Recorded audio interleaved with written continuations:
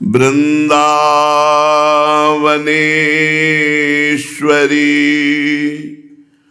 तवैव पदारविन्दम्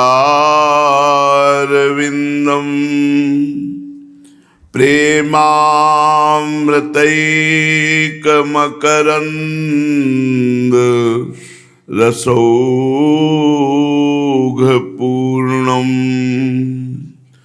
हृद्यर्पितं मधुपतेः स्मरतापमोग्रम्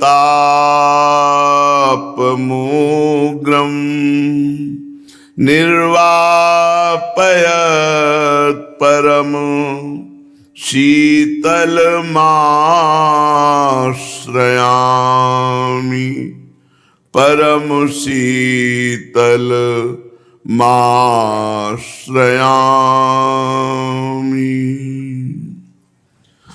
परम सच्चिदानंद घन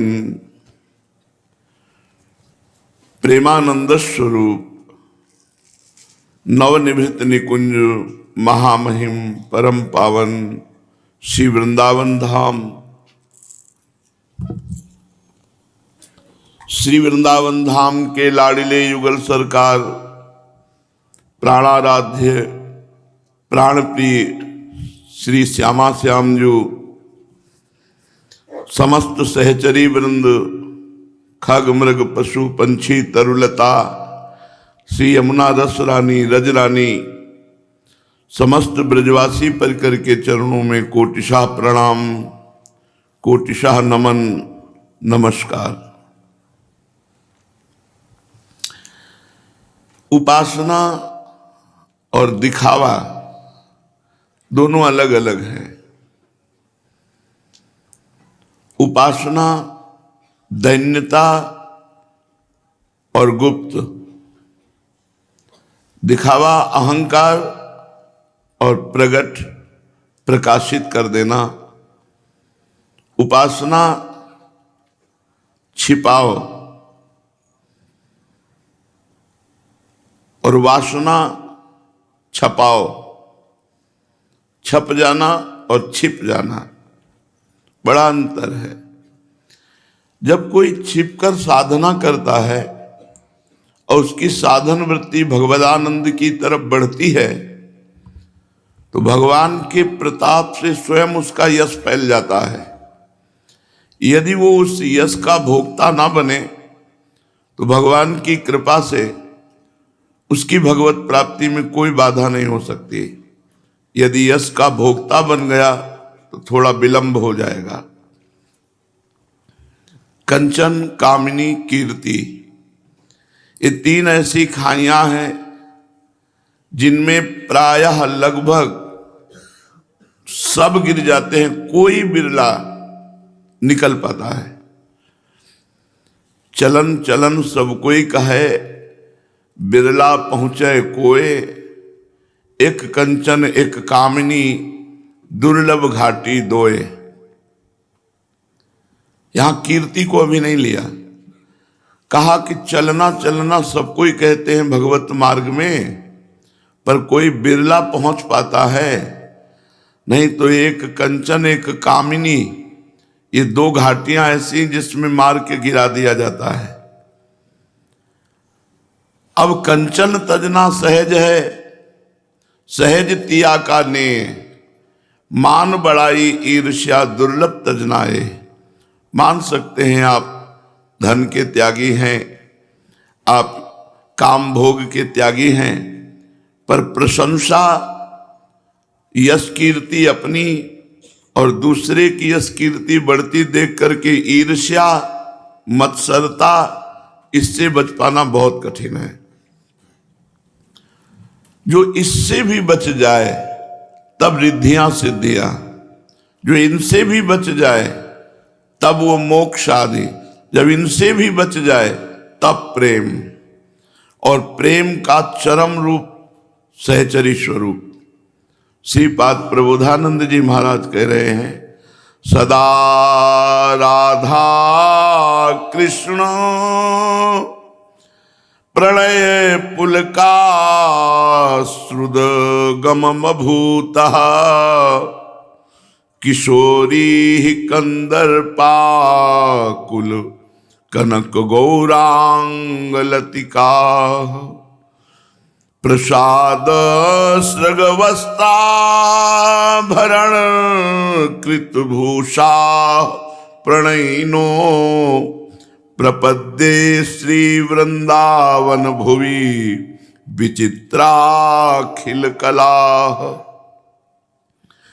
महाप्रेम रस में डूबी हुई श्री जी का प्रसादी चंदन, श्री जी की प्रसादी वस्त्र आभूषण धारण किए हुए, प्रिया प्रीतम के प्रेम रस में डूबी हुई, जो किंचन मात्र भी कहीं ना तो स्वा का स्मरण है, ना स्व सुख की चाह है, केवल तत्सुख प्रिया प्रीतम के प्रेम सुख में निमग्न ऐसी सहचरियों की मैं वंदना करता हूं। प्रियाजू के प्रेम की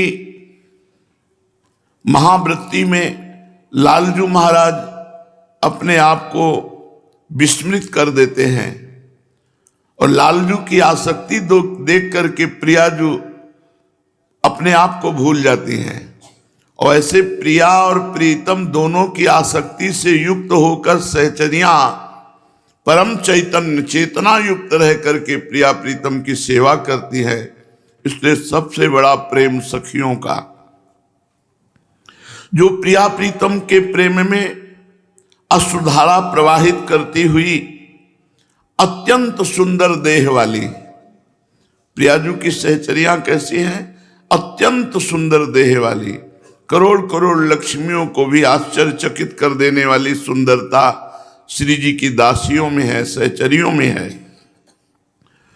वो रस से आकुल स्वर्ण गौर देह वाली जो हमारी प्रियाजू हैं, इनकी ठसक में भरी हुई और प्रीतम को प्रियाजू के सुख में निमग्न करने में बड़ी प्रवीण सखियां,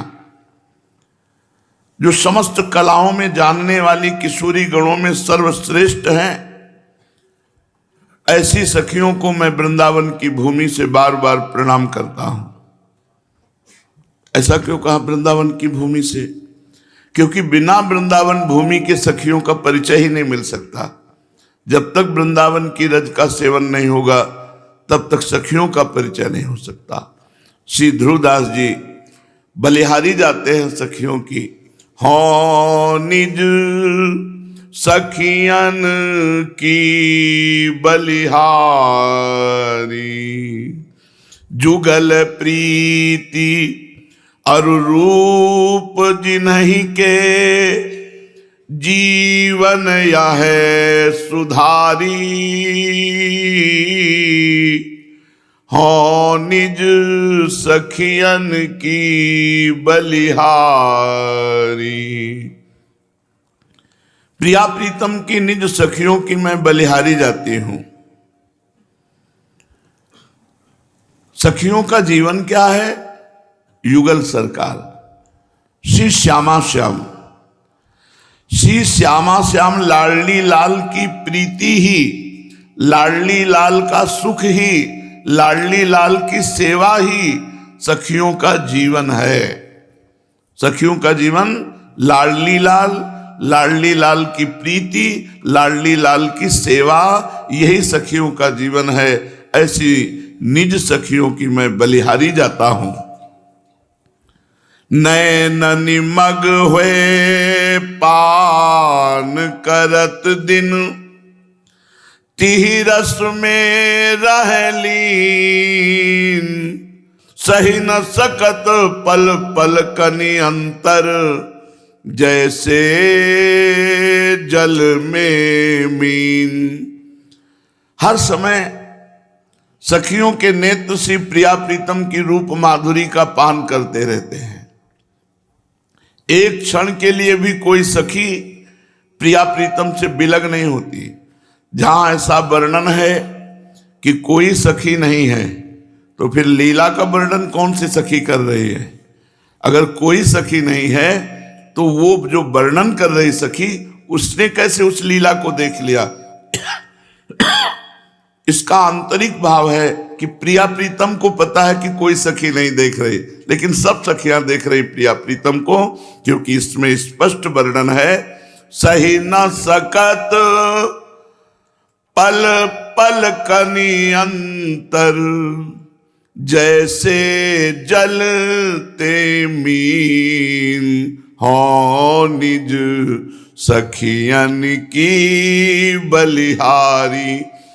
एक पलक झपकने के अंतर को वो सखियां सह नहीं सकती, जैसे जल से मछली को अलग कर दो तड़प कर प्राण त्याग देगी, ऐसे एक निमिष मात्र के लिए भी प्रिया प्रीतम से बिलख सखियां नहीं रह सकती।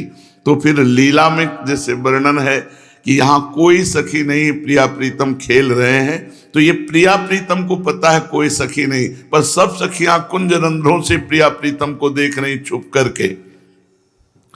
छिन छिन नवल प्रिया सुख चाहत, और न मन कछु भावत, हित ध्रुव जिहि विधि रुचि प्यारी मन, तिहि तिहि भांति लड़ावत।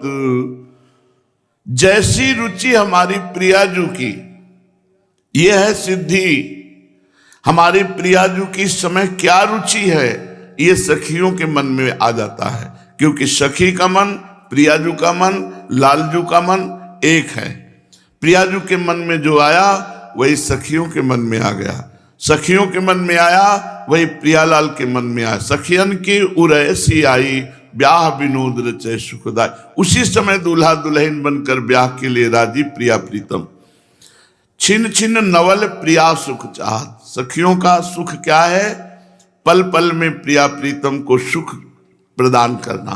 अब कौन सा सुख प्रदान करें, अब कौन सी लीला, अब कौन सी ऋतु, अब कौन सा गान, कौन सी राग रागिनी, कौन सा भाव, ये सब सखियां प्रतिपल प्रवीणता पूर्वक प्रिया प्रीतम को सुख पहुंचाने के लिए चिंतन करती रहती हैं। और न मन कछु भावत, कुछ है ही नहीं मन में प्रिया प्रीतम के सिवा, कुछ नहीं है। तभी तो ग्रह नक्षत्र तीर्थ आदि आदि ये सब बहुत दूरे सृष्टि आदि वार्ता, केवल अपने लाडली लाल और उन्हीं के दुलार में मगन। ये बहुत समिटा हुआ प्रेम का मार्ग है। प्रेम गली अति सांकरी तामे दोनों समाये। जैसे पूछा जाता है कि आपका मन नहीं होता कि आप अमुक जगह जाएं, आप अमुक जगह जाएं। मन तो तब होना जब हमारे पास हो। एक हो तो सो गयो श्याम पे, अब को आराधे ईस, उदव मन न भय 10-20। एक था वो प्रिया प्रीतम के चरणों में, अब कहां किसकी आराधना करने के लिए, मन भी तो चाहिए ना, और मन है नहीं तो मन के बिना क्या आराधना होगी। मन तो गया, प्रिया प्रीतम के चरणों में गया, अगर नहीं गया तो उसे संजो कर तैयारी रखो पहुंचाने के लिए, केवल प्रिया प्रीतम, हमें और कुछ नहीं चाहिए। और इससे बड़ी बात क्या होगी, जिसके हृदय में प्रिया प्रीतम बिलस रहे हैं, प्रिया प्रीतम विहार कर रहे हैं, वो हृदय धन्य हो गया। छिन छिन नवल प्रिया सुख चाहत, और न मन कछु भावत, हित ध्रुव जी विधि रुचि प्यारी मन, तिह ति भांति लड़ावत। जैसी प्यारी जू की रुचि, सखियां वैसे ही सब सौंज विधान करके प्रिया प्रीतम को सुख पहुंचाती। हो निज सखियन की बलिहारी, ऐसी सखियों की बलिहारी। महान संगा नाम सहज मधुरात्म प्रिय कथा। अब सखी भाव की कैसे प्राप्ति होगी, बोले जो सबसे अलग हैं ऐसे महापुरुष का वर्णन करो। महान निसंगा नाम, काफी था निसंगा नाम, किसी का संग नहीं, किसी का रंग नहीं। अपने प्रेम मार्ग में सबसे बड़ी बात है, हमसे कोई साधन बने ना बने, हम बिल्कुल अपने को प्रियालाल के लिए धरोहर के रूप में रखे बैठे हैं। जब चाहे तब ले लो, आपकी वस्तु है, इस पर हमारा कोई अधिकार नहीं। शरीर पर, मन पर, इंद्रियों पर, वाणी पर और स्वयं पर मेरा अब कोई अधिकार नहीं। ये आपकी वस्तु है। यह है असंग होना। हम असंगता को एकदम बाहर लेते हैं कि किसी स्त्री पुरुष से ना मिलना असंगता है। ये तो बाहरी असंगता है। आंतरिक असंगता है कि शरीर से, इंद्रियों से, मन से, वाणी से, क्रिया से और स्वयं से हम असंग हैं, क्योंकि ये सब कुछ धरोहर है प्रिया प्रीतम की, मेरी नहीं है। तो महानिशंगा नाम जो सबसे असंग है, ऐसे पहले महापुरुषों का संग हो। पूज्य सदगुरुदेव भगवान अभी जो दृष्टि में वृंदावन रस में सहचरी भाव में इतनी ऊंचाई पर पहुंचे हुए महापुरुष श्री सदगुरुदेव भगवान, किसी से कोई मतलब नहीं। ये तो अभी 4 दिन हुए हैं लोगों का जुड़ना, किसी से कोई मतलब। कमंडल छड़ी वो रहनी, 20 वर्ष से एक ही रहनी, एक ही खान पान, एक ही खान पान। आज कुछ और ऐसा कभी नहीं देखा।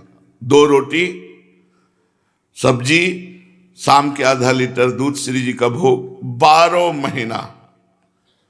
महीना वही रोटी। वो तो उच्छिष्ट में मिलती है और 10 वर्ष सेवा में सरकार की रहे, तो वही, मन बदलने वाली कोई चीज नहीं, वही उतना ही, जितना बनो उतना ही रोज श्री जी को। महानिशंगा नाम, कभी किसी से कोई मतलब नहीं, किसी से मतलब नहीं। महानिशंगा नाम, बस अपने प्रिया प्रीतम में तृप्त, रात दिन प्रिया प्रीतम। ऐसे महापुरुष का संग हो। नितिक धर्मिन संग, अन्य नहीं, नित इक धर्मिन संग। तो रंग बढ़त नित नित सरस, नित नित प्रेम अभंग। यह जो कृपा हरिवंश की, निर्खत नित्य विहार, पुलकित तन रोमावली, आनंद नयन सुधार। यह जो कृपा हरिवंश की। नितिक धर्मिन संग, महान संगा नाम, सबसे अलग, सबसे अलग। कहीं कोई उत्साह नहीं, न देखने का, न मिलने का, न खाने का, न पीने का, न जाने का, न आने का। बैठ गया मन प्रिया प्रीतम के चरणों में। महान संगा नाम, सहज मधुरात्म प्रिय कथा, उसका व्यसन बन गया है प्रिया प्रीतम की चर्चा करना, सुनना। भगवत चर्चा करना एक नशा बन गया है। सहज में ऐसी प्रियता है कि बिना सत्संग सुने, बिना भगवत चर्चा किए, बिना भगवत चर्चा सुने उसका समय पार नहीं हो सकता, उसका नशा है। प्रसंगानाम प्रेमोत्पुलक गलदस्रा कुलगिराम। और जब प्रियालाल का प्रसंग चर्चा करे तो गदगद कंठ हो गया, अश्रुधारा बह रही है। अपारे श्री वृंदावन रस महाब्धो विहरताम, शिरो में शोल्लासम वहत महताम श्री पदरजा। अपार संसार समुद्र से बिल्कुल बिलग, प्रेम समुद्र वृंदावन में नित्य विहार करने वाले श्यामा श्याम में आसक्त चित्त ऐसे महापुरुषों की चरण रज में मस्तक पर धारण करने की आकांक्षा करता हूं। श्रीपाद कह रहे हैं, जो सबसे अलग है, किसी से कोई मतलब नहीं, केवल प्रिया प्रीतम, केवल प्रिया प्रीतम। प्रेम तभी होता है जैसे मीरा जी कह रहे, जाके सिरमोर मुकुट मेरो पति सोई, मेरे तो गिरधर गोपाल दूसरो न कोई। ऐसे ही प्रिया प्रीतम के सिवा मेरा कोई नहीं, मेरे तो श्यामा श्याम दूसरो न कोई। एकमात्र श्यामा श्याम की आसक्ति बस। और सब भजन का सार है अनन्यता। और अनन्यता का स्वरूप है कहीं मन ना चले अपने इष्ट के सिवा, अगर चले तो अनन्यता नहीं।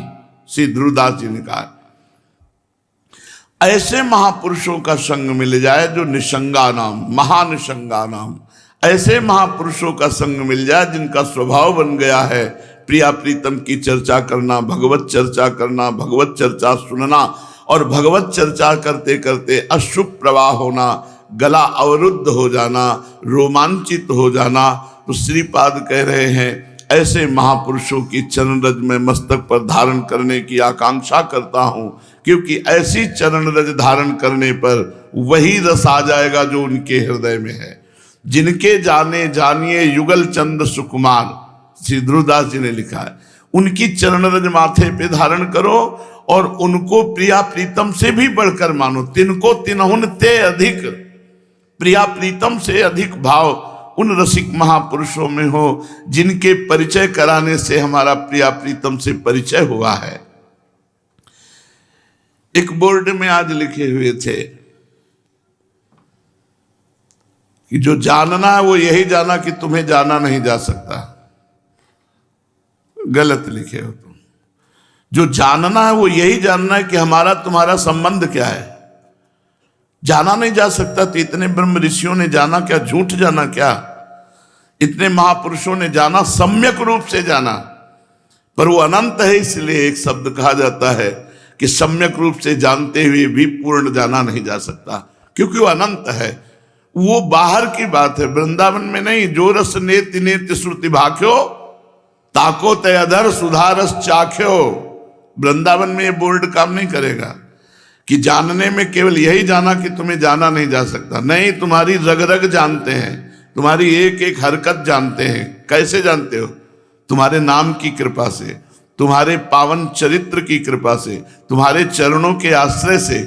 और जानत तुम्हें हो जाई। और आपकी कृपा से जब आपको जान गए तो फिर आप और आप में कोई अंतर नहीं रह जाता।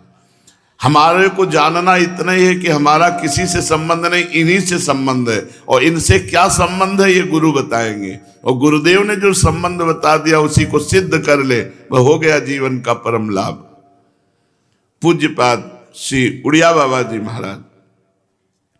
महापुरुषों के वचन व्यवहार और परमार्थ दोनों हमारे पुष्ट कर देते हैं। जीवन का लक्ष्य भगवत प्राप्ति। तो बाबा भगवत प्राप्ति का उपाय क्या है? प्रश्न हुआ। प्रश्नकर्ता श्री स्वामी अखंडानंद सरस्वती जी महाराज, उत्तर देने वाले पूज्यपाद श्री उड़िया बाबा जी महाराज। भगवत प्राप्ति का क्या उपाय है? ध्यान से सुनिए। निरंतर भगवान के स्मरण में मगन रहना पहला उपाय। निरंतर भगवान के स्मरण में मगन रहना यह भगवत प्राप्ति का उपाय है। अब निरंतर भगवान में कैसे चित्त को जोड़ें? तो उसके विभाग करते। कुछ समय समाज सेवा, कुछ समय भगवत सेवा, कुछ समय भक्तों की सेवा, कुछ समय नाम कीर्तन, कुछ समय भगवत कथा श्रवण, भगवत कथा कीर्तन, भगवत भक्तों की जीवनी पढ़ना, भगवान का ध्यान करना, भगवान में आसक्ति हो जाना। ये भगवत प्राप्ति के उपाय है।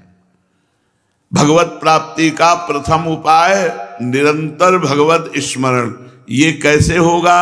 भगवान की सेवा, भक्तों की सेवा, समाज की सेवा, भगवत भक्तों का संग, भगवान का गुणानुवाद, भक्तों की जीवनी पढ़ना, भगवान का ध्यान करना, भगवान नाम संकीर्तन करना, सुनना, भगवत लीला कथा कहना सुनना। इससे भगवान में आसक्ति हो जाएगी। भगवान में आसक्ति हो गई तो निरंतर भगवत स्मरण चलता रहेगा। भगवत स्मरण ही भगवत प्राप्ति है। अंतर रहित तैल धारावत निरंतर भगवत चिंतन ही भगवत प्राप्ति है। बैठा लो दिमाग में, निरंतर भगवत चिंतन ही भगवत प्राप्ति है। तो भगवत प्राप्ति के उपाय करते हुए किन बातों से बचना चाहिए? अगर वो बातें रहेंगी तो भगवत प्राप्ति नहीं होगी। वो कौन सी बातें हैं जिनके रहने पर, ये अभ्यास करने पर भी भगवत प्राप्ति नहीं होगी? बोले, पहला, भगवत प्राप्ति करने वाले उपासक को मत मतांतरों के झगड़े से बड़ी भारी हानि होती है। एक दूसरे पंथ की संप्रदाय की निंदा होती है, इसलिए इससे बच जाना चाहिए। जो कल चर्चा की थी, हमारा मत क्या है, तुम्हारा मत क्या है, हम अपने मत को बड़ा साबित करके तुम्हारे मत को छोटा साबित कर रहे हैं, अपने संप्रदाय को बड़ा साबित करके तुम्हारे संप्रदाय को छोटा, अपने आचार्य की बड़ाई दूसरे आचार्य की, ये सब प्रपंच है। भगवत प्राप्ति करने वाले उपासक को संप्रदायवाद के झगड़े में नहीं फंसना चाहिए। मत मतांतर की बातें, एक दूसरे संप्रदाय की निंदा, एक दूसरे की उपासना की निंदा, ये बिल्कुल दोनों को नरक में ले जाएगी, जो कहेगा और सुनेगा। इसलिए राधे श्याम, जहां ऐसी वार्ता होने लगे तहां हट जाए। संप्रदाय के झगड़े की बात, अपने ऊंचा नीच की बात, ये सब नहीं, उपासक को नहीं करनी चाहिए। जिनको धर्म ध्वजा लेकर के फहरानी है उनकी बात अलग है। एक बार किसी ने गुरुदेव भगवान से कहा कि संप्रदाय का प्रचार ऐसे नहीं होता कि कुटिया में चुपचाप बैठा रहे। अब वो बड़े थे, बोल के चले गए, गुरुजी उनके सामने कुछ नहीं। बाद में कहा, जानते हो संप्रदाय का प्रचार कैसे होता है? माने बोले, डट के भजन करने से। भजन करके सिद्ध हो गया तो संप्रदाय का अपने आप प्रचार होगा। गुरुदेव के वचन, भजन करने से, ये प्रपंच करने से नहीं होता। खूब डट के भजन करो, तुम्हारे आचार्य, तुम्हारे इष्ट का नाम अपने आप प्रकाशित होने लगेगा। दूसरा, पहला ध्यान में बिल्कुल ये बैठा लो, महापुरुष के वचन हैं, ये आपको भगवत प्राप्ति की मार्ग की बिल्कुल रक्षा कर लेंगे। कभी किसी संप्रदायवाद की झंझट में न फंसे। ये झंझट है एक दूसरे की निंदा, एक दूसरे का अपमान, एक दूसरे की टांग खींचना। ये भजन वाले उपासक को बिल्कुल नहीं, बिल्कुल मतलब है नहीं। कल यहाँ तक कहा था, ये लो अपनी लकुट कमरिया बहुत है नाच, जो तुम्हें लग रहा हो कि आप कहे ले जाओ, हमको छोड़ दो, हमें श्यामा श्याम के अनुराग रंग में रंगना है, हमें श्यामा श्याम का नाम, श्यामा श्याम की लीला, श्यामा श्याम के गुण, श्यामा श्याम का धाम, इससे मतलब है, हमको दुनिया से मतलब नहीं। दूसरी बात, जो भगवत प्राप्ति करना चाहता है उसके व्यवहार में छलावा नहीं होना चाहिए।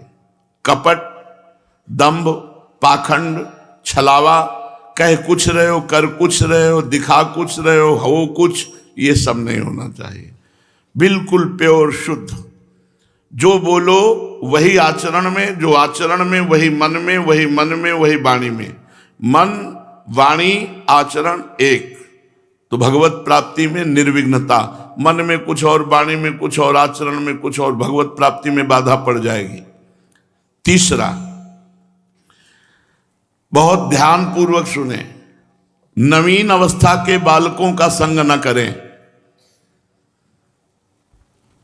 5 वर्ष, 8 वर्ष, 10 वर्ष, इन बालकों का संग न करें।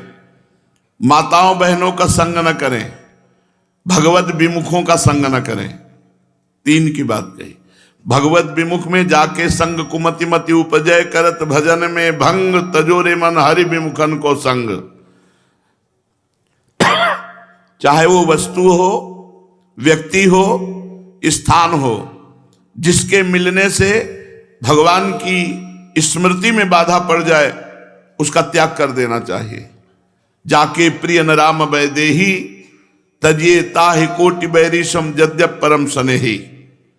इसलिए उपासक को भगवत विमुखों का संग नहीं करना चाहिए, बच्चों का संग नहीं करना चाहिए। बहुत पतन हो जाता है जो छोटे छोटे बच्चों को गोद में बैठाल के इधर उधर दुलार करना, इधर उधर छूना, वो ब्रह्मचारी नहीं रह सकता। इसलिए पूज्य बाबा कह रहे हैं, नवीन अवस्था के बालकों से दूरी बना के रखो।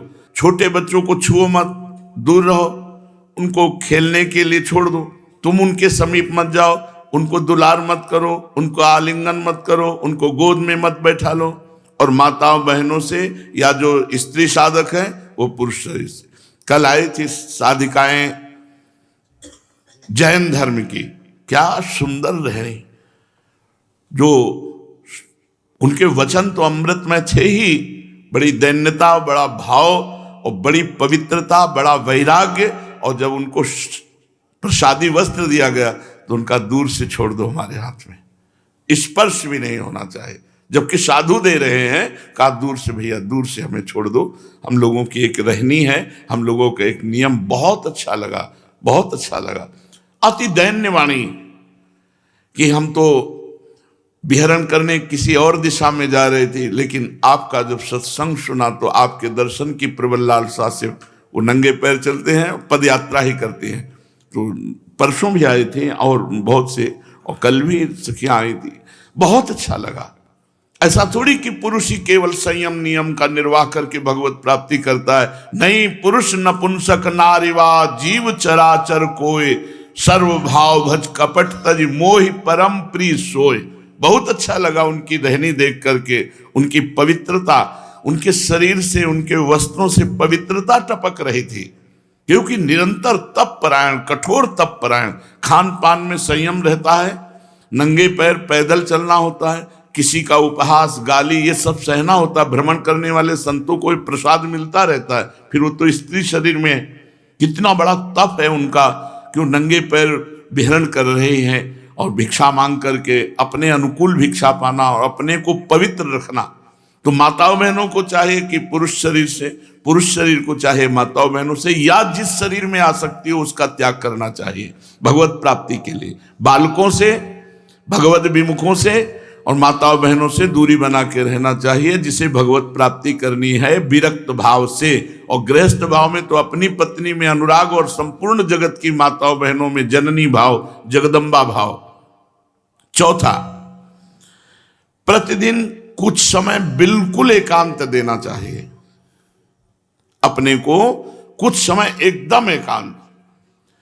जैसे हम शयन करने का समय होता है, फिर सब हट जाओ, वो हमें उड़ा के जे ही गए संतजन, फिर बैठ गए, वो निकले दरवाजा बंद, फिर बैठ गए।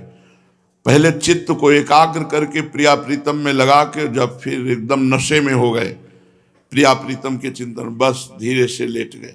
अब जब नींद आवे तो आवे, उसकी कोई परवाह नहीं, प्रिया प्रीतम का चिंतन चल रहा है। एकांत में कम से कम शयन के समय तो आधा पौन घंटा बैठ जाओ, शांति से आसन में बैठ जाओ।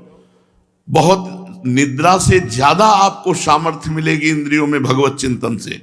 सोना कोई खास बात नहीं है, खास बात है संसार का चिंतन छूटना। नींद में जो 6 घंटे आप बेहोश रहते हैं सुसुप्ति में, उसमें 6 घंटे संसार का चिंतन नहीं होता। इसी के कारण आपकी इंद्रियां ताजगी महसूस करती हैं, बल महसूस करती हैं। अगर वो 6 घंटे बिना सोए वही प्रभु के चिंतन में लगा दो, संसार का चिंतन न हो, तो आपको कोई परेशानी नहीं होगी, आप परमानंद में निमग्न रहेंगे।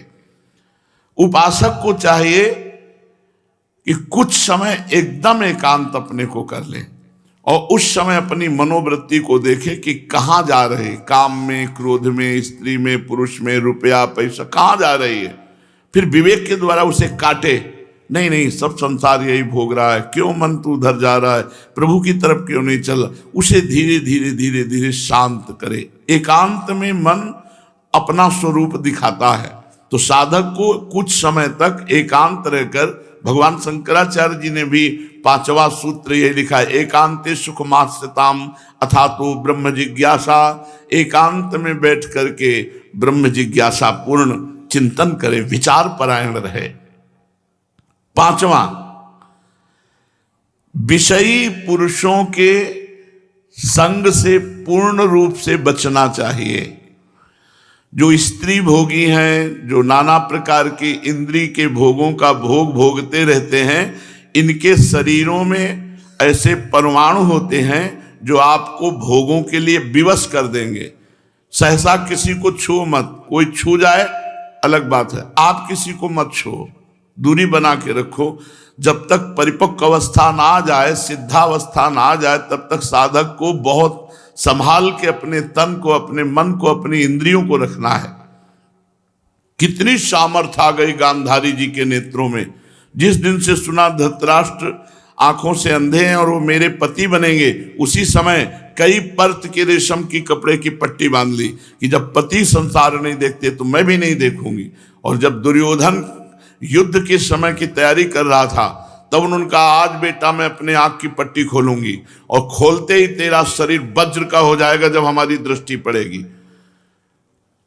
सोचो, नेत्रों की शक्ति को रोका तो कितना पावर आ गया। आप अपनी वाणी को, अपने नेत्रों को, अपनी हर इंद्रियों की शक्ति को रोकोगे, आप कितने सामर्थ्यवान हो जाओगे, कितने अध्यात्मवान हो जाओगे। इसलिए विषयी मनुष्यों के संग का त्याग। 6वां, विषय चिंतन होने ही ना पावे, ये सावधानी। जैसे कोई विषय राधा राधा राधा राधा राधा राधा राधा राधा राधा, तुरंत काटो उसे। अगर उसमें आप स्वाद लेने लगे तो नया संस्कार बन जाएगा और भोगों के लिए संकल्प बन जाएगा और वो आपको भोग क्रिया में उतार देगा। ध्यायतो विषयान पुंसान संगास्ते सुपजायते, संगात संजायते कामा, कामा क्रोधो भी जायते, क्रोधात भवति सम्मोहा, सम्मोहा स्मृति विभ्रमा, स्मृति भ्रंशात बुद्धिनाशो, बुद्धिनाशात प्रणश्यति। विषयों के ध्यान से विषयों की आसक्ति उत्पन्न होती, विषयों की आसक्ति से विषय भोग की प्रबल लालसा संकल्प बनता है, उससे काम, काम में बाधा पड़ने पर क्रोध, क्रोध से विमूढ़ता, स्मृति भ्रंश, बुद्धिनाश, सर्वनाश। तो सर्वनाश की जड़ हुई विषय चिंतन, विषय चिंतन ही ना होने पावे। सातवां, विषयों के सानिध्य में ऐसे डरे जैसे काले सर्प के सानिध्य से डर लगता है। काला सर्प आ जाए तो पहला काम हम करेंगे उससे दूर भागेंगे, बाद में विचार करेंगे। ऐसे ही विषयों का, भोगों का सानिध्य का अवसर दिखाई दे, भाग पड़ो। पवित्रता रहना बहुत मुश्किल हो गया। ये जब से बॉयफ्रेंड, गर्लफ्रेंड ये सब चली ना गंदी बातें, पवित्र रहना बहुत मुश्किल रह गया। और जिसका जीवन पवित्र नहीं है वो क्या जीवन। इसलिए संसर्ग दोष से डरो। विषय चिंतन, विषयी पुरुषों का संग और विषय का संयोग होते ही भाग पड़ो। पीछे मुड़ के मत देखो, भाग पड़ो, तुरंत भाग पड़ो तो बच जाओगे, नहीं वहां विवेक काम नहीं करेगा। विषय संग इतना प्रबल है कि लगेगा अभी विषय सेवन कर लो। आठवां, किसी भी स्थिति में अपने मुख से किसी की निंदा न की जाए। भगवत प्राप्ति करनी है तो किसी के भी निंदा ना की जाए, शांत। किसी की निंदा ना सुनी जाए, कान में उंगली डाल के निकल जाओ। नवा, जो तुम्हें भोग प्रिय हो वो अपनी इंद्रियों को मत दो। खान पान जो भी आपको ये कि ये हमें तो बहुत, ये हमारा फेवरेट है, फेवरेट श्री जी होनी चाहिए, लाडली लाल होनी चाहिए, निज मंत्र होना चाहिए, वाणी जी होनी चाहिए, चतुरासी जी फेवरेट होनी चाहिए। कम से कम वचन से तो निष्ठा निर्वाह करने लगे। भाई हमें श्री जी चाहिए, श्री जी के सिवा क्या फेवरेट, सब माया है, क्या फेवरेट। काम चलाना जो मिला, जय श्री राधे प्रसाद पा लिया और समय व्यतीत कर रहे हैं। हमारे को तो श्री जी चाहिए।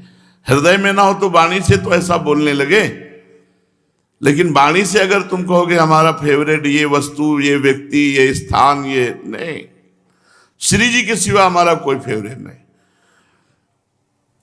इंद्रिय लोलुपता, विषय प्रियता, ये भजन में बहुत बाधक। इसलिए जो कुछ अच्छा लगे एक सीमा तक है, इसके बाद फिर कुछ अच्छा नहीं लगता। पक्की बात समझना, कुछ अच्छा नहीं लगता। एक समय आता है जब इनकी अरुचि हो जाती है। सच्ची मानिए, हम अपने हृदय में बैठ के ढूंढे कि हमें क्या चाहिए, तो ये नहीं आएगा कि ये चीज चाहिए, ऐसा नहीं आएगा गुरु कृपा से कि आज ये, ऐसा नहीं। खान पान सुख चाहत अपने, तिनको प्रेम छुअत नहीं सपने। यदि आप जा रहे हैं स्वाभाविक भिक्षा में आपको मीठा मिल जाता है, कोई बात नहीं, लेकिन आप चाह करके मीठा पाए या जो प्रिय हो पाए वो आपके भजन में बाधा पहुंचा दे। भगवत प्राप्ति में जो प्रिय पदार्थ हो उसे आप भोग लगाकर बांट दीजिए, थोड़ा पाइए। अगर हम इन 9 बातों में सावधान हो जाएं और भक्त सेवा, भगवान की सेवा, समाज की सेवा, भक्तों की जीवनी पढ़ना, भगवान का नाम कीर्तन करना, नाम कीर्तन सुनना, भगवत कथा सुनना, भगवत चर्चा करना, इससे हमें भगवत प्राप्ति हो जाएगी। 9 बातें फिर एक बार। मत मतांतरों के झगड़े में ना पड़ना, संप्रदायवाद के झगड़े में ना पड़ना, किसी भी पंथ की, किसी भी उपासना की निंदा ना करना।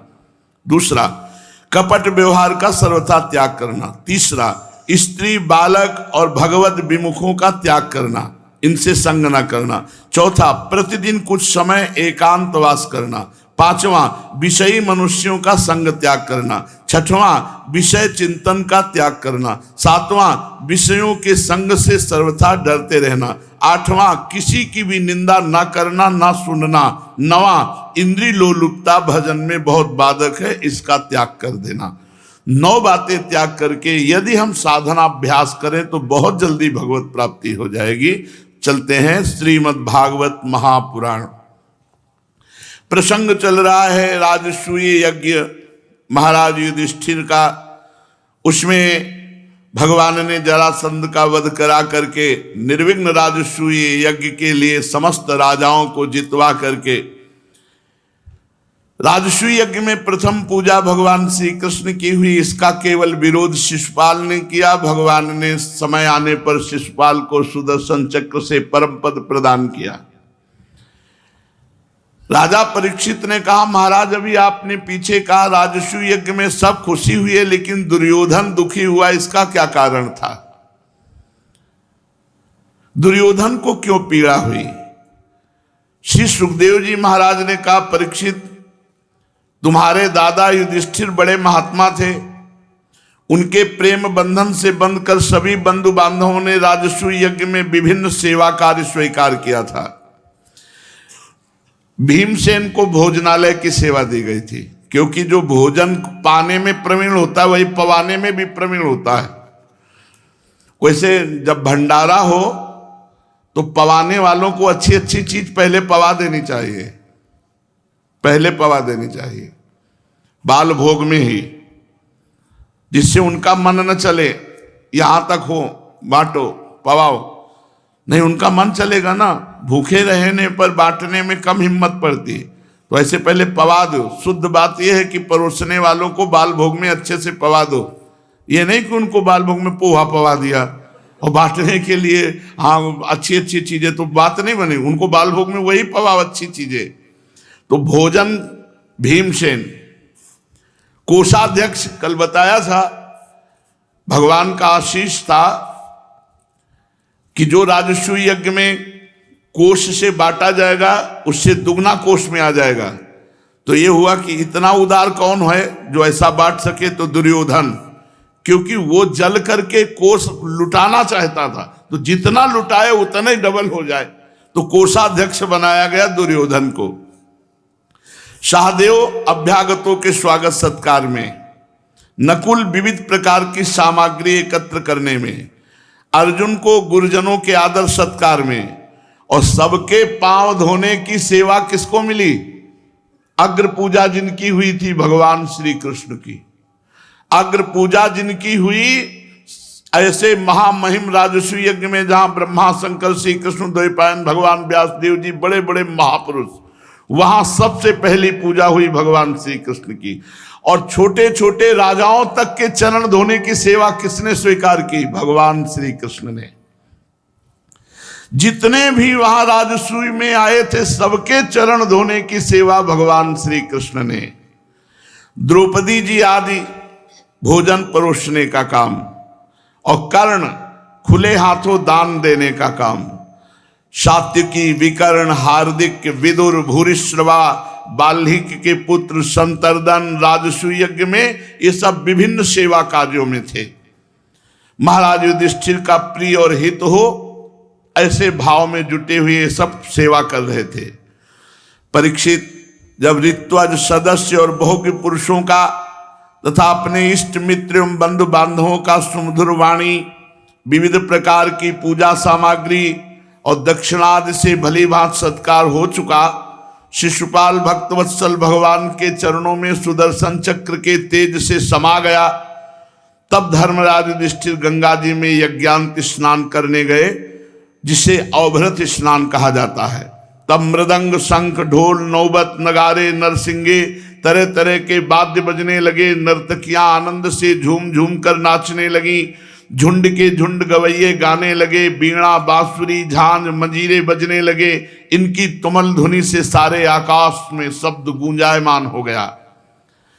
सोने के हार पहने हुए यदु, संजय, कंबोज, कुरु, केकय और कौशल देश के नरपति रंग बिरंगी ध्वजा पताकाओं से युक्त खूब सजे धजे गजराजों, रथों, घोड़ों तथा सुसज्जित वीर सैनिकों के साथ महाराज युधिष्ठिर को आगे करके पृथ्वी को कपाते हुए अवभृत स्नान के लिए गए। यज्ञ के सदस्य ऋत्वज और बहुत से श्रेष्ठ ब्राह्मण वेद मंत्रों का ऊंचे स्वर से उच्चारण करते हुए चले। देवता, ऋषि, पितर, गंधर्व ये आकाश से पुष्पों की वर्षा करते हुए महाराज युधिष्ठिर की स्तुति करने लगे। इंद्रप्रस्थ के नर नारी इत्र फुलेल पुष्पों के हार, रंग बिरंगे वस्त्र और बहुमूल्य आभूषणों से सज धज कर एक दूसरे पर जल, तेल, दूध, मक्खन, दही आदि डालकर भिगो देते, एक दूसरे के शरीर में लगा देते। इस प्रकार क्रीड़ा करते हुए अवभृत स्नान के लिए, यज्ञांत स्नान के लिए चले। वारांगनाएं पुरुषों को तेल, गोरस, सुगंधित जल, हल्दी और गाढ़ी केसर मल देती। पुरुष भी उन्हें उन्हीं वस्तुओं से सराबोर कर देते। उस समय उत्सव देखने के लिए उत्तम उत्तम विमानों पर चढ़कर आकाश में बहुत सी देवियां आई थीं। वैसे ही सैनिकों द्वारा सुरक्षित इंद्रप्रस्थ की बहुत सी राज महिलाएं भी सुंदर सुंदर पालकियों पर सवार होकर आई थीं। पांडवों के ममेरे भाई श्री कृष्ण और उनके सखा उन रानियों के ऊपर तरह तरह के रंग आदि डाल रहे थे।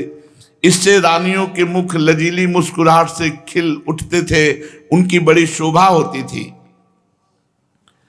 चक्रवर्ती सम्राट महाराजा धीराज युधिष्ठिर द्रौपदी आदि रानियों के साथ सुंदर घोड़ों से युक्त सोने के हारों से सुसज्जित रथ पर सवार होकर ऐसे शोभायमान हो रहे थे मानो स्वयं राजसूय यज्ञ, प्रयाग आदि क्रियाओं के साथ मूर्तिमान होकर प्रकट हो गया हो। ऋतुजों ने पत्नी संयाज एक प्रकार का यज्ञ कर्म, यज्ञांत स्नान संबंधी कर्म करवाकर द्रौपदी के साथ सम्राट युधिष्ठिर को आचमन कराया। इसके बाद गंगा स्नान कराया। उस समय मनुष्यों के वाद्य के साथ देवताओं की दुंदुभियां बजने लगी, क्योंकि राजसूय यज्ञ पूर्ण, ये यज्ञांत स्नान अब संपन्न माना गया। बड़े बड़े देवता, ऋषि, मुनि, पितर, मनुष्य सब महाराज युधिष्ठिर के ऊपर पुष्पों की वर्षा करने लगे। महाराज युधिष्ठिर के स्नान कर लेने के बाद सभी वर्णों एवं आश्रमों के लोगों ने गंगा जी में स्नान किया, क्योंकि इस स्नान से बड़ा महापापी भी अपनी पाप राशि से तत्काल मुक्त हो जाता है। तदनंतर धर्मराज युधिष्ठिर ने, आप देखो राजसूय यज्ञ कितना कठिन है। राजसूय यज्ञ और अश्वमेध यज्ञ कोई चक्रवर्ती सम्राट ही करता है। एक बार भगवान श्री कृष्ण को साष्टांग प्रणाम करने का फल है 10 अश्वमेध यज्ञ के अवभृत स्नान, यज्ञांत स्नान का फल है 10 अश्वमेध यज्ञ के। 10 अश्वमेध यज्ञ करने वाला तो स्वर्ग आदि लोकों में यज्ञ का फल पुण्य भोग करके फिर मृत्यु लोक में आएगा, लेकिन भगवान श्री कृष्ण को साष्टांग प्रणाम करने वाला न पुनर्जनामी, उसका पुनर्जन्म नहीं होगा। एकोपि कृष्णः कृता प्रणामो दशाश्वमेधावृतेन तुल्यः दशाश्वमेधी पुनरेपि जन्म कृष्ण प्रणामी न पुनर्भवाय, उसका पुनर्जन्म नहीं होगा। देखो महाराज युधिष्ठिर भगवत परायण, भगवान के दर्शन सब में करने वाले महाराज थे, इसीलिए ऐसा महान राजसूय यज्ञ बिना विघ्न के पूर्ण हुआ। राजसूय यज्ञ में जितने लोग थे, परम शीलवान, ऋत्वज, ब्रह्मवादी सदस्य, ब्राह्मण, क्षत्रिय, वैश्य, शूद्र, राजा, देवता, ऋषि, मुनि, पितर, अन्य प्राणी और अनुयायियों के साथ लोकपाल, इन सबकी पूजा महाराज युधिष्ठिर ने की। इसके बाद सबको यथायोग्य आदर सत्कार करके विदा किया। परीक्षित, जैसे मनुष्य अमृत पान करते करते कभी तृप्त नहीं होता, वैसे ही सब लोग भगवत भक्त राजऋषि महाराज युधिष्ठिर के राजसूय यज्ञ की प्रशंसा करते करते तृप्त नहीं होते थे। इसके बाद धर्मराज युधिष्ठिर ने बड़े प्रेम से अपने हितैषी सुहृद संबंधियों, भाई बंधुओं और भगवान श्री कृष्ण को भी रोक लिया, क्योंकि उन्हें उनके बिछोह की कल्पना से ही बड़ा दुख होता था। परीक्षित, भगवान श्री कृष्ण ने यदुवंशी वीर शांबादि को द्वारिकापुरी भेज दिया और स्वयं राजा युधिष्ठिर की अभिलाषा पूर्ण करने के लिए, उन्हें आनंद देने के लिए वहीं इंद्रप्रस्थ में रुके। धर्मनंदन महाराज युधिष्ठिर के मनोरथ पूर्ण हो गए, राजसूय यज्ञ पूरी हो गई। एक दिन की बात है, भगवान के परम प्रेमी महाराज युधिष्ठिर के अंतःपुर की सौंदर्य संपत्ति और राजसूय यज्ञ द्वारा प्राप्त महत्व को देखकर दुर्योधन का मन ईर्ष्या से जलने लगा। परीक्षित वो आया था देखने की देखें क्या वैभव है महल में, और मैदानों ने ऐसा महल बना दिया था कि जितने भी नरपति, दैत्यपति, सुरपति त्रिभुवन में हैं, सबका सौंदर्य उस महल में था। राजरानी द्रौपदी अपनी सखियों के साथ खड़ी देख रही थी, और भी भगवान श्री कृष्ण की शास्त्रों पत्नियां द्रौपदी के साथ थी। और ये महल को देखने के लिए आया दुर्योधन अपने परिकर के साथ। भगवान श्री कृष्ण, युधिष्ठिर ये सब सिंहासन पर विराजमान है, इंद्र के समान। बंदीजन स्तुति कर रहे। अभिमानी दुर्योधन दुशासन आदि के साथ वहां देखने आया था क्या वैभव है। सिर पर मुकुट, गले में माला, हाथ में नंगी तलवार लिए क्रोधवश द्वारपालों को झिड़कता हुआ अंदर प्रवेश हुआ दुर्योधन। और मैदानों ने ऐसी माया फैला रखी थी कि जहां जल है वहां भूमि नजर आती, और जहां भूमि है वहां नजर जल आता, जहां दीवाल है वहां दरवाजा नजर आता, जहां दरवाजा वहां दीवाल नजर आती। अब वो भारी निर्मल जल दिखाई दे रहा है, धोती समेट ली, और वहां पृथ्वी। तो भगवान की हजारों पत्नियां और द्रौपदी सब ठहाका मार करके हंसी। अब जहां भूमि दिखाई दे रही वहां निर्मल जल भरा हुआ है, झम से अब वो धोती छोड़ दिया क्योंकि भूमि दिखाई दे रही, वो जल में गिर गया। फिर ठहाका मार के सब हंसे। युधिष्ठिर ने मना किया, बिल्कुल नहीं, ऐसा नहीं होना चाहिए, वो बहुत अमर भरा हुआ है, और वैसे ही आप उसका मजाक। भीमसेन तो बहुत ही जोर से हंसते। इसके बाद वहां से जब निकला तो दरवाजा दिखाई दिया, तो बड़ी उससे अभिमान से निकला, तो अब भट्ट से खोपड़ी लगी क्योंकि दरवाजा था ही नहीं, वो दीवार थी। अब जहां दीवार थी तो वो ऐसे कर रहा है कि अब पता चले कि दीवार है कि नहीं, तो वहां दीवार थी तो वहां दरवाजा दिखाई दे रहा है, तो दीवार में लड़ा, और जहां दरवाजा है वहां दीवार है। पागल बना दिया।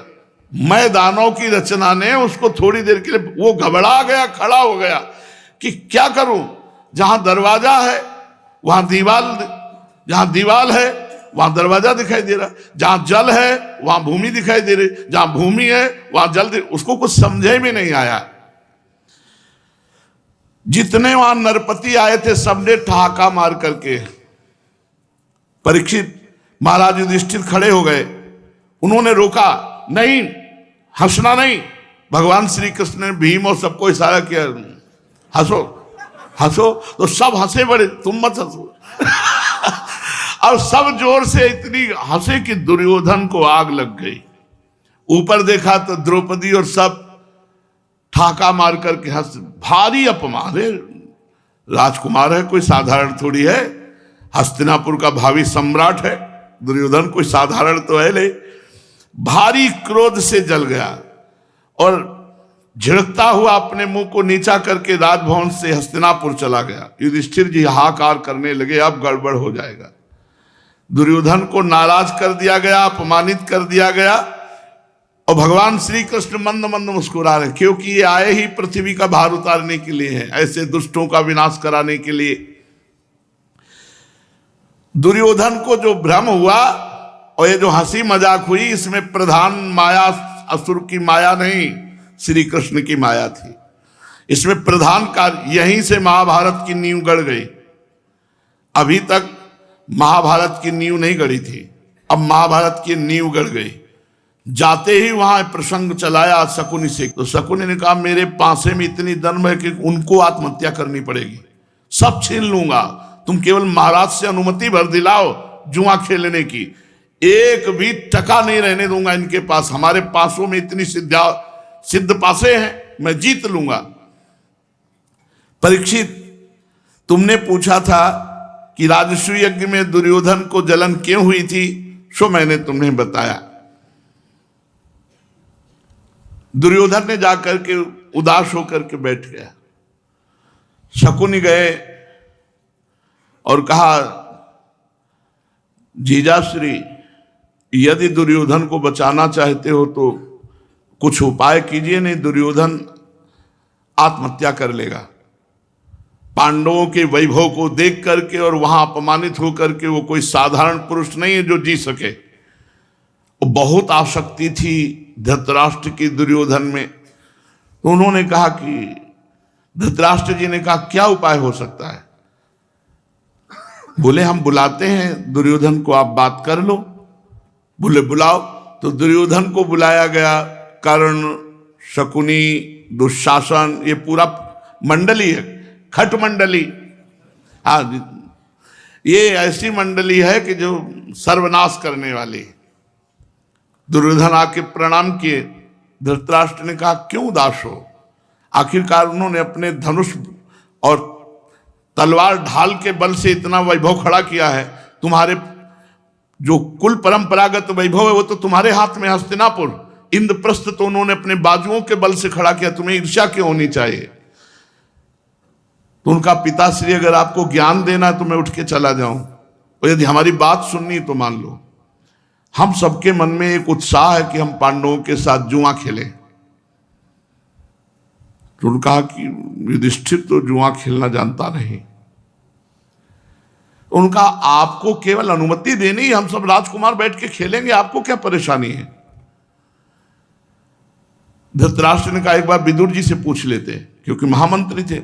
विदुर जी ने कहा, महाराज ये क्या आप सोच रहे हैं? बिल्कुल नहीं, आप जुआ की अनुमति न दीजिए। शकुनी ने कहा, इसमें जाता क्या है? वो राजकुमार, हम राजकुमार सब बैठ करके खेलेंगे, आनंद मनाएंगे। धृतराष्ट्र से शकुनी ने कहा, एक ही उपाय, आप हाँ बोल दीजिए, जिससे आपके पुत्र के प्राण बच जाएंगे, नहीं तो उनका वैभव देख करके अपने को नष्ट कर लेगा। धृतराष्ट्र ने पुत्र मोह में ये स्वीकृति दे दी। विदुर जी स्वयं गए और जाकर के इंद्रप्रस्थ में जब पांडवों से मिले तो अर्जुन और भीमसेन ने कहा कि उचित नहीं है। भगवान द्वारिकाधीश चले गए थे पुनः द्वारिका। कहा, ये उचित नहीं है, क्योंकि महाराज युधिष्ठिर पासे खेलना जानते नहीं, और पासों का उद्भट बलवान, जिसके हाथ में पासे जैसा चाहे वैसा गिरे, शकुनी है। इसलिए महाराज ये कैसे हो सकता है? युधिष्ठिर जी को तो ज्ञान ही नहीं है पासा खेलने का। विदुर जी ने कहा, हमने समझाया लेकिन आपको बुला रहे हैं। तो युधिष्ठिर जी इतने आज्ञाकारी थे कि वो आज्ञा कभी उल्लंघन नहीं करते थे। पांचों भाई द्रौपदी वैभव के साथ पूरे जैसे राजा महाराजा आते हैं वैसे ही आए। आकर के धृतराष्ट्र को प्रणाम किया। धृतराष्ट्र जी ने कहा, बेटा हमारी इच्छा है कि तुम सब राजकुमार बैठ करके द्वित क्रीड़ा करो। उनका, जो आज्ञा पिताश्री। कभी वो धर्म की बात का उल्लंघन करने की बात। महाराज भीमसेन ने कहा कि आपने जो आज्ञा कह दिया, आप ये नहीं कह सकते कि मुझे ज्ञान नहीं है। तो बोले, मैं क्षत्रिय हूं, एक चाहे बाणों का युद्ध हो चाहे पासों का युद्ध हो, अगर ललकार दिया जाऊंगा तो पीछे कदम नहीं रखूंगा। बोले, आपको तो ज्ञान नहीं है। बोले, फिर जैसा भी हो। जब उन्होंने आज्ञा कर दी तो धीरे धीरे वो दिन निश्चित हुआ। एक पक्ष में पांडव बैठे, पूरी सभा बैठी, एक पक्ष में कौरव बैठे। अब प्रवीणता यह थी कि पांडवों के पक्ष से महाराज युधिष्ठिर खेलेंगे और दुर्योधन के पक्ष से शकुनी पासे चलेगा। ऐसा नहीं होना चाहिए था। दुर्योधन अपने पक्ष से खेले और युधिष्ठिर जी अपने पक्ष से खेले तो कुछ तो टिकता खेल। इतना बड़ा उद्भट पासों का विद्वान शकुनी, और कहा महाराज युधिष्ठिर एकदम भोले भाले, वो क्या खेल सकते थे शकुनी के सामने। पर स्वीकृति कर ली। बुरी दशा आने के पहले बुद्धि बदली जाती है। नहीं तो यहां सूत्र है कि आप और आप दोनों खेलिए। शकुनी का बीच में काम क्या था, लेकिन बड़ी प्रवीणता से यह बात रखी गई कि शकुनी पासे चलेगा दुर्योधन की तरफ से और पांडवों की तरफ से महाराज युधिष्ठिर। ये भी बात ठीक तय हो गई। अब शकुनी के पासे ऐसे वो जितना चाहे उतने पासे आते थे, उसकी कला इतनी थी, सिद्ध पासे थे। इंद्रप्रस्थ राज वैभव, हाथी घोड़े वो क्रम से लगाते जाते थे महाराज युधिष्ठिर। अमुक देश के इतने हजार हाथी जो अर्जुन जीत कर लाए, इस पास वो भी क्रम बाय क्रम सब हारते हारते हारते जब केवल पांडव और द्रौपदी रह गए, सब हार गए, तब उन्होंने कहा अब हमारे पास तो दांव में लगाने के लिए कुछ है नहीं। बोले महाराज अभी आप महाबलशाली भीम, आप चक्रवर्ती सम्राट जो मूर्धा अभिषेक हुआ है, आप गांडीव धनुषधारी अर्जुन, नकुल, सहदेव, अभी तो 5 महावीर हैं। एक बार दांव में रखिए और पूरा का पूरा हम एक दांव में रखते हैं। हस्तिनापुर, इंद्रप्रस्थ सब आपका।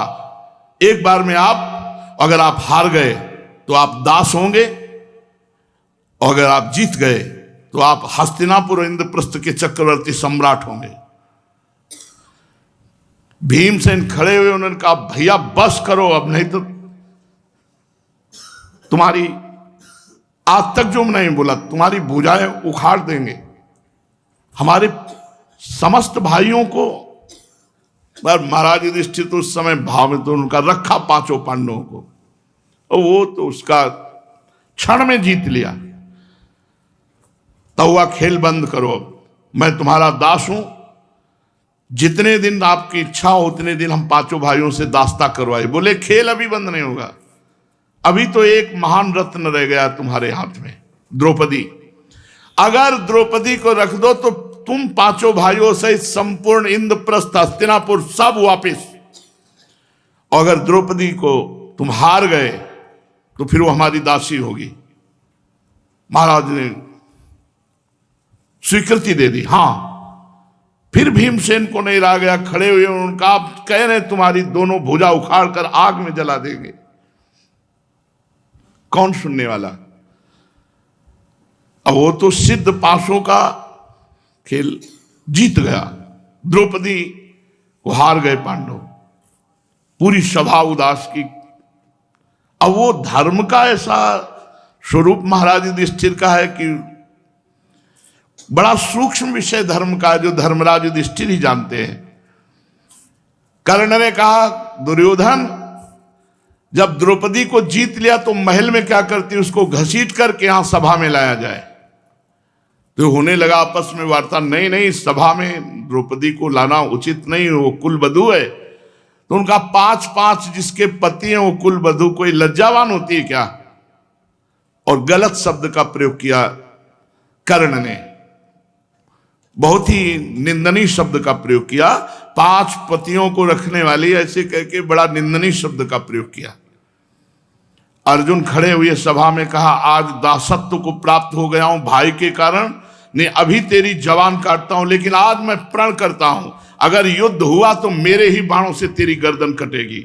जिस मुख से तूने द्रौपदी को गंदे शब्द बोले, इसी मुख को मैं अपने बाणों से धूल दूषित करूंगा।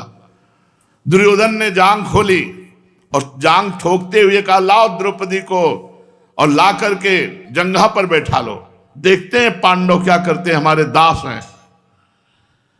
एक सेवक को भेजा, सबसे पहले वो गया और द्रौपदी जी को प्रणाम करके कहा आपको सभा में बुलाया गया है। तो उन्होंने कहा कि मैं रजस्वला हूं, रजस्वला मैंने मासिक धर्म से युक्त हूं, और एक वस्त्रा हूं, इस समय मैं सभा में नहीं जा सकती, तुम ऐसा कैसे कह सकते हो। प्रणाम किया और जाकर के दुर्योधन से कहा कि वो रजस्वला एक वस्त्रा सभा में आने योग्य नहीं, ऐसा कह दिया। फिर कर्ण ने कहा ये सब मर्यादाएं उनकी होती हैं जो पतिव्रता होती हैं, जिनके 5 पति होते हैं उनकी कोई मर्यादा नहीं होती। जाओ दुशासन तुम जाओ, और अगर ऐसे ना आवे तो बाल पकड़ के घसीटते हुए सभा में लाओ। दुशासन गया और कहा, तो उन्होंने कहा तुम हमारे देवर हो, पुत्र के समान हो, इसलिए तुमको कोई भी असभ्य बर्ताव नहीं कर। पर वो दुष्ट कहाँ मानने वाला, केश पकड़ा और घसीटते हुए सभा में लाया। द्रौपदी जी जब घसीट रही थी, केश पकड़े हुए वो घसीट रहा था, तो उन्होंने पांडवों की तरफ देखा, सब सर झुकाए बैठे। तब विचार किया अरे ये महाबली होकर के कैसे, तब उन्होंने सभा में कि मैंने जैसी जानकारी प्राप्त की, पांडव पहले अपने को हार गए हैं, फिर मेरे को दांव में लगाया, तो अधिकार कहां रहता है हारने का? पहले अपने को हार गए, और मैं केवल महाराज युधिष्ठिर की नहीं हूं, पांचों पांडवों की हूं। क्या यह सभा बता सकती है कि मैं धर्मपूर्वक हारी गई हूं? तो भीष्म जी ने कहा, बेटा धर्म का बड़ा सूक्ष्म स्वरूप है और वो धर्मराज युधिष्ठिर बहुत अच्छी तरह जानता है। बस इतना उत्तर दिया। दुर्योधन ने जांग ठोकते हुए कहा, क्या बातें में समय नष्ट करो, उतारो इसके वस्त्र और हमारी जंघा पर बैठा लो। भीमसेन खड़े हो गए और कहा, दुर्योधन जिस समय महाभारत युद्ध होगा मैं प्रण करता हूं, उस समय में अपनी गदा से जहां तूने ताल मारी है जांग में वहीं तोड़ूंगा और तुझे चलने लायक नहीं रहूंगा, और समर भूमि में तू रगड़ रगड़ करके घसील करके मरेगा। और दुशासन जिस हाथ से तू, जिस भुजा से केस पकड़ के लाया है, मैं वही भुजा उखाड़ूंगा और तेरी छाती का रक्त पीऊंगा, तब मुझे संतोष होगा। पर कौन सुनता है वहां सुने कौन? क्योंकि दासत्व को प्राप्त है। द्रौपदी जी का वस्त्र खींचा जा रहा है। द्रौपदी जी अब भी भगवान का स्मरण नहीं हुआ आंतरिक। यही बड़े बड़े भक्तों से चूक हो जाती है। इतना समय व्यतीत हो गया, अभी हाथ द्वारिकाधीश नहीं निकला, अपने हाथों से पकड़ लिया, क्योंकि महाबलवती है, यज्ञ से प्रकट हुई, कोई स्त्री से प्रकट हुई नहीं, देवी है द्रौपदी। अब 10,000 हाथियों का बल रखने वाला दुशासन वस्त्र खींचता जा रहा है। बार बार भुजाएं शिथिल हो गई द्रौपदी की। कहां वो 10,000 हाथियों का बल रखने वाला? दांत से पकड़ लिया। जब देखा कि अब झटका मारा तो दांत से, तब याद आई द्वारिकाधीश की।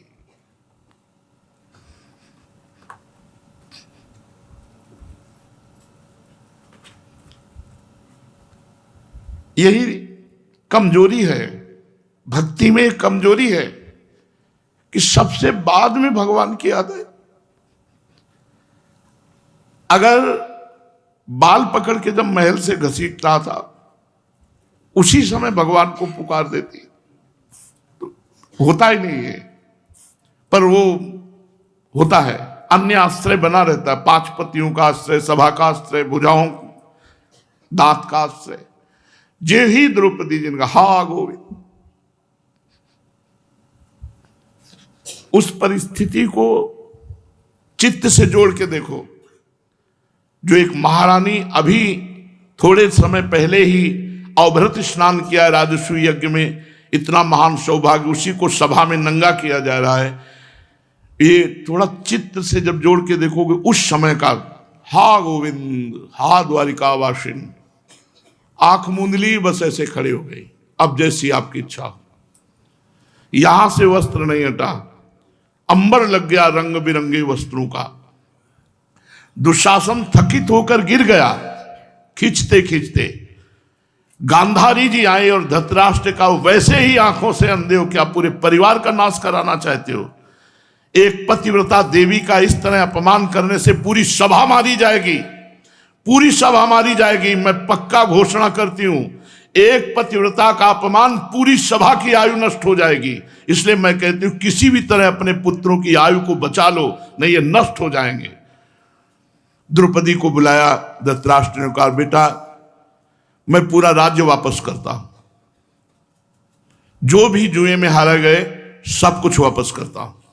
तुम अपने पतियों को लो, अस्त्र शस्त्र लो और अपने इंद्रप्रस्थ को चली जाओ। नाराज मत होना, हमारे वंश को शाप मत देना, बस इतनी कृपा करो। अपमान तो हुआ, लेकिन धर्मात्मा पुरुष से गंभीरता पूर्वक सहकर अपने अपने वाहनों में बैठकर इंद्रप्रस्थ को जाने लगे। अभी आधे मार्ग में ही पहुंचे थे। शकुनी और दुर्योधन आपस में कि हुआ क्या? कुछ नहीं। फिर वैसे कर दिया पिताश्री ने। एक बार हट करो दुर्योधन, तुम हट करो, एक बार में एक पासे में हम इनको बन बन भटकने के लिए मजबूर कर देंगे। दुर्योधन फिर का पिताश्री, तो उन्होंने कहा कि सर्वनाश हो जाएगा अगर इस तरह। उन्होंने कहा एक पासे की केवल अनुमति दे दो। फिर भेजा गया विदुर जी को, रास्ते से वापस बुला लिया गया, बैठाला गया और कहा गया इस बार एक दांव, यह जो जीतेगा वो इंद्रप्रस्थ हस्तिनापुर का सम्राट होगा, और जो हारेगा वो 12 वर्ष का वनवास, 1 वर्ष का अज्ञातवास, और ये पूरा होने के बाद उसे राज्य वापस कर दिया जाएगा। बैठ गए युधिष्ठिर, जो आज्ञा। ओ छलिया शकुनी के पासों का दम, एक बार में ही संपूर्ण वैभव अपहरण कर लिया। इसके बाद कहा राजसी वस्त्र उतार दो और वनवासी वस्त्र लो, और यहां से 12 वर्ष के लिए वनवास और 1 वर्ष का अज्ञातवास, यहां मत दिखाई दो, आप वनवास में जाइए। एक क्षण में सब कुछ हार गए। इसीलिए शराब पीना, परस्त्री गमन करना, जुआ खेलना, हिंसा करना, मांस खाना, ये सब महत अपराधों में गिना जाता है। महाराज युधिष्ठिर प्रार्थना की कि हमें हमारे वो अस्त्र केवल दे दिए जाएं। अगर वनवास दिया गया है तो हमें अस्त्र दे। तो धृतराष्ट्र जी ने अनुमति दे दी। गांडीव, तलवार, ढाल, गदा, युधिष्ठिर का भाला, ये सब प्रसिद्ध है जो अस्त्र शस्त्र हैं, वो अपने ले लिए और 12 वर्ष तक वनवास की बड़ी कठिनता से, बहुत कष्टपूर्वक, और 13वां वर्ष महाराज विराट के यहां गुप्त रूप से 5 भाई रह करके 13 वर्ष पूरे हो चुके थे, तब वो गौ अपहरण करके जान पाए थे, जब कीचक का वध हुआ था, कि ये विराट नगरी में है। फिर भगवान श्री कृष्ण ने इनसे कहा कि आप उनका नगर वापस कर दीजिए, क्योंकि शर्त थी। तो उन्होंने कहा नहीं देंगे। तो कहा 5 गांव दे दीजिए, बोले नहीं देंगे, बिना युद्ध के हम सुई की नोक भर भी नहीं देंगे। तो भगवान ने कहा तथास्तु, अगर तुम्हारी ऐसी ही इच्छा है युद्ध की तो युद्ध ही होगा। फिर महाभारत युद्ध में 18 क्षोणी सेना एकत्रित हुई, जिनमें भगवान श्री कृष्णचंद्र ने अर्जुन के हृदय में अपनी दृष्टि से मोह प्रकट करके गीता जैसे परम अमृत वाणी को प्रकाशित किया। भगवान श्री कृष्णचंद्र की कृपा से युद्ध में समस्त कौरववंशी स्वर्ग को प्राप्त हुए और महितल का राज्य महाराज युधिष्ठिर को प्राप्त हुआ। तो जो धर्म से चलता है, भले कष्ट आवे, लेकिन अंतिम में विजय श्री उसी को प्राप्त होती है। इस चरित्र से हमें एक शिक्षा मिलती है कि हम भगवान को बाद में न रखें, भगवान को प्रथम जगह में रखें। जैसे द्रौपदी जी प्रायः सब कोई बाद में स्मरण करता, गजेंद्र ने भी बाद में स्मरण किया, जब कोई हाथी हाथिनिया साथी नहीं रह गया, अपने में बल नहीं रह गया, तब हरि को पुकारा। यही हमारी भक्ति में कमजोरी है। हमें चाहिए कि सुख और दुख दोनों अवसरों में सबसे पहले भगवान पे हमारी वृत्ति जानी चाहिए। सुख आया तो मेरे भगवान की दया, दुख आया तो हमारे भगवान की कृपा। जितने भी पावन चरित्र हैं उनमें कुछ उपदेश होते हैं, कुछ हमारी जानकारियां सिद्धांत की होती हैं, और कुछ परिणाम दिखाई देते हैं। परिणाम में ये पता चला अधर्मी थोड़े दिन सुखी हो सकता है, लेकिन परिणाम में नष्ट होगा। धर्मात्मा थोड़े दिन दुखी हो सकता है, लेकिन परिणाम में वो महान सुख को प्राप्त होगा। सिद्धांत समझ में आया, धर्म को नहीं छोड़ना चाहिए चाहे जैसी परिस्थिति हो। और भक्ति के भाव को समझ में आया कि सर्वप्रथम भगवान का स्मरण करना चाहिए, किसी अन्य का भरोसा न रखना चाहिए। शेष चर्चा आगे। श्री राधा वल्लभ।